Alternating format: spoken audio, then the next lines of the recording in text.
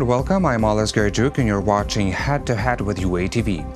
As Ukrainian authorities hope to revive peace talks with Russia, the death toll for Ukrainians killed in the Donbass war keeps growing.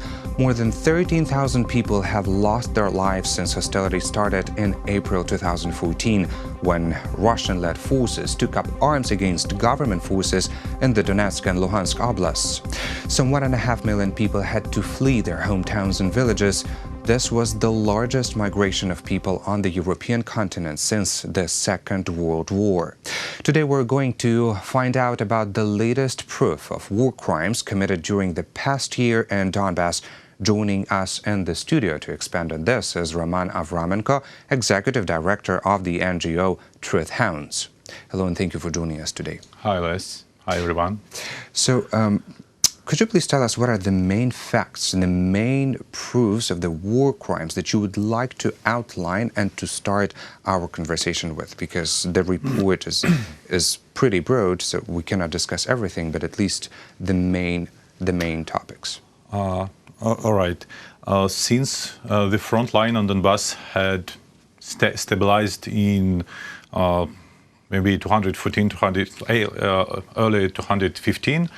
2015, you mean? I mean, yeah, 2015, after the Baltsev operation, there have been no big clashes between warring parties. And since then, some single shelling occurred along the contact line. And our organizations always conduct field missions to collect evidence of war crimes. And I would say that main violations of international humanitarian law, which is basically the rule of warfare, is committed by mostly the separatist forces, and they are shelling with artillery rounds, with mortar shells and machine guns and light weapon. Yes, we clearly see that Russian-led militants do not really adhere to any kind of peace truce that has ever been established. But are we talking about crimes against civilians right now, against civilian population, or also against the Ukrainian troops? We have to distinguish between legitimate warfare and violations, which we document and analyze. There is a big part of international law called international humanitarian law, which calls the violation of legitimate warfare, when it's all right to attack a combatant of your enemy, to kill the combatant. We don't document this. We document only attacks on civilians in infrastructure, using torches, and inhuman treatment to prisoners of war. So, answering your question, Oles, I would say that we document mostly crimes against civilian population and crimes against combatants who are no longer taking part in hostilities, who are wounded, either in prison or so. Mm-hmm. Well, I know that recently your organization has released a report called "To Hear Donbass: Direct Speech of the War," and you've been conducting this survey since last August, if I'm not mistaken. Yes, that's correct. Maybe you could outline some the most severe violations. Well, if we're not talking about the warfare and the rules of leading and implementing the warfare, if we're talking about civilians and civilian casualties and all the atrocities that are happening there. Since there is a war on Donbass, since there is military troops and military objects in Donbass, it's like everyone understands that militants try to defeat them, to target them, to shell, to shoot on the military targets, and some collateral damage among civilians also could have been happened and it wouldn't consist war crime. But the most severe violations that we have collected and observed there, that civilians themselves became the target for combatants. For example, I don't know, in Troitske village, combatants from so-called Luhansk People Republic shelled the playground of kindergarten and near the school where where the nearest military object was more than half a kilometer from the place of shelling, and what was happened just at the time when the kindergarten, like the kids of 3 and 4 years, have been playing on the playground, and they I know it was their second birthday that no one after they survived. After they survived. So if you say that the other objects were at least half a kilometer distant from this kindergarten, then it is clear that the target itself was a kindergarten. That is correct. Which is tragic. The other case was in Vrubivka settlement last August, just on the 24th of August, the Ukraine's Independence Day. Vrubivka has been shelled with heavy artillery, with 152 millimeter artillery rounds, targeting school itself. Though I'm not saying there are no military objects of Ukrainian armed forces in Vrubivka, but they are more than 1 kilometer from the place of shelling. So it's clearly that the people who were planning and conducting attack has been aiming to the school, and they killed a civilian man, a wonderful person, because we have talked to his relatives and wife and kids, and it was so tragic. They did nothing. They didn't even live near the military objects to become like part of collateral damage of the war.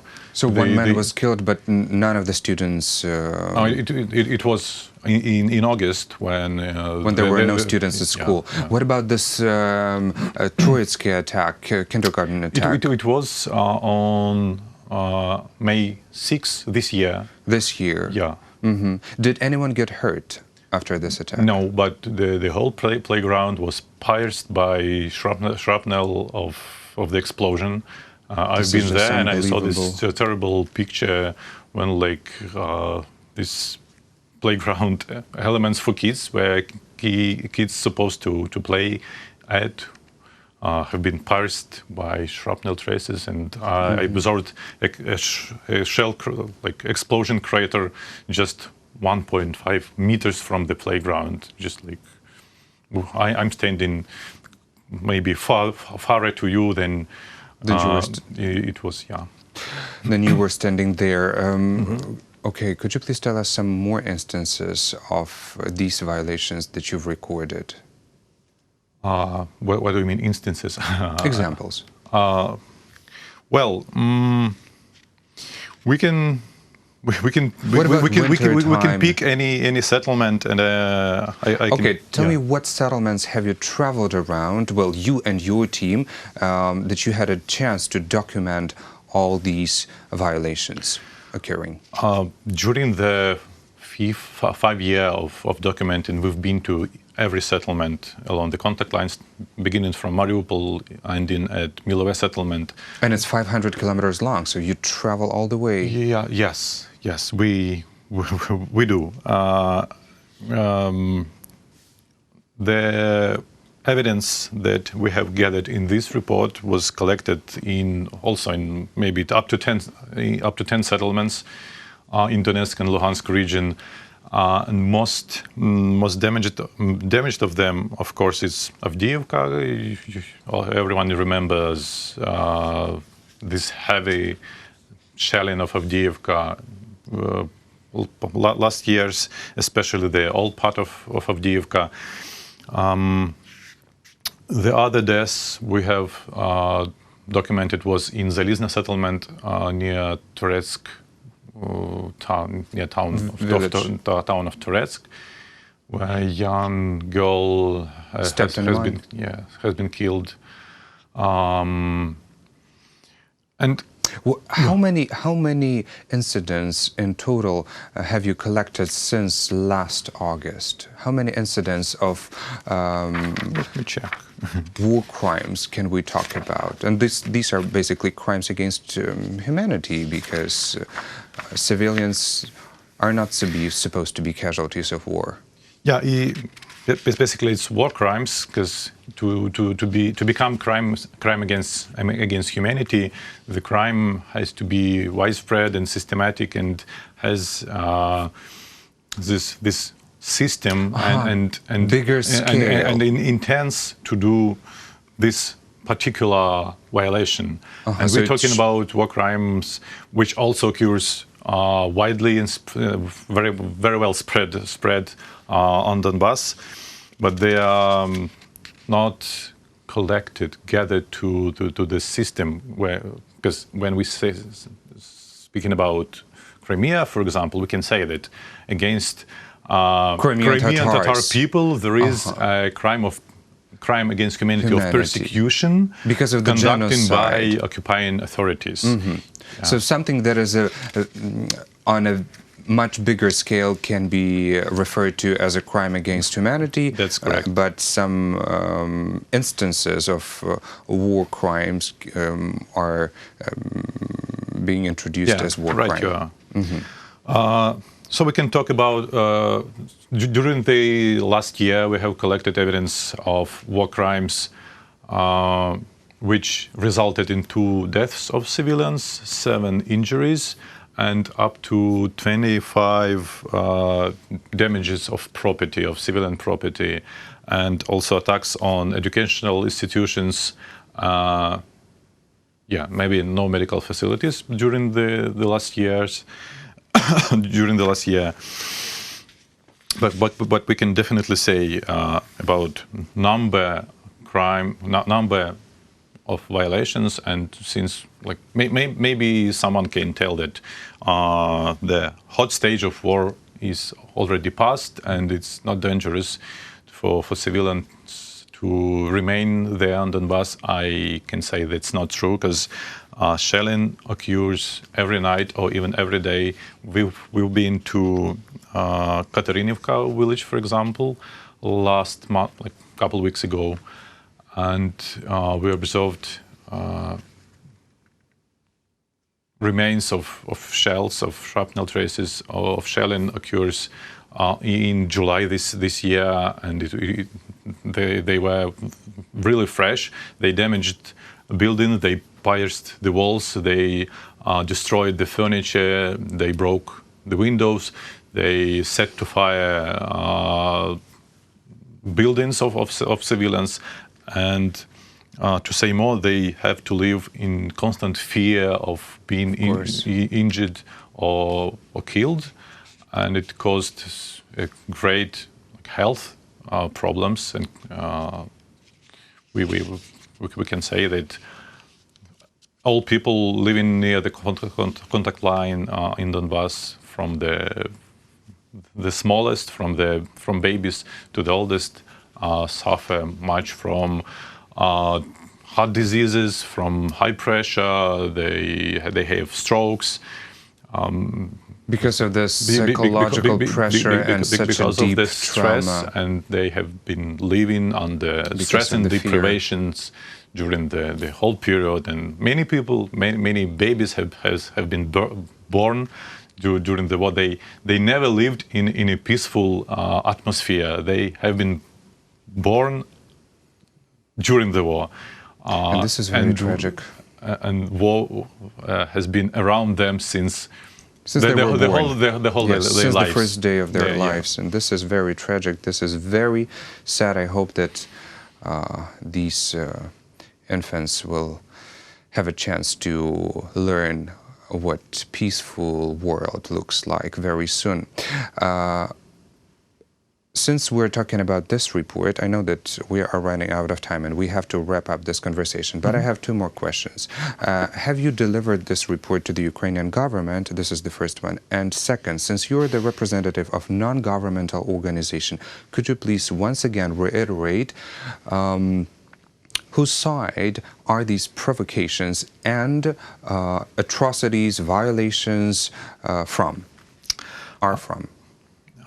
All the evidence we collect during the field missions, we submit to the International Criminal Court, to the prosecutor, to the office of the prosecutor of the ICC, to The Hague, but also in many cases where witnesses are all right with us to pass the testimonies to Ukrainian prosecutors, we pass their testimonies and evidence collected to Ukrainian prosecutors who investigate war crimes committed during the war on Donbass. There are different institutions and offices of the general prosecutor who investigate crimes committed by Ukrainian combatants, by separatist combatants, by Russian soldiers, crime of aggression, and so on, shelling, and so on. And we are in constant contact with all of the prosecutors, and we pass the evidence to them in case when witness sign for us the agreement that they are all right with us to pass the evidence to the prosecutor. So the investigation have been prolonged, and we add, we have our contribution to the investigation committed by national authorities on the national level. Mm-hmm. Well, thank you very much. This is going to be a thought-provoking message and conclusion of our conversation. Thank you for being a guest today in our studio. Thank you, Les. That was Roman Avramenko, Executive Director of the NGO Hounds. Thank you for watching Head to Head, and stay tuned for more with UATV.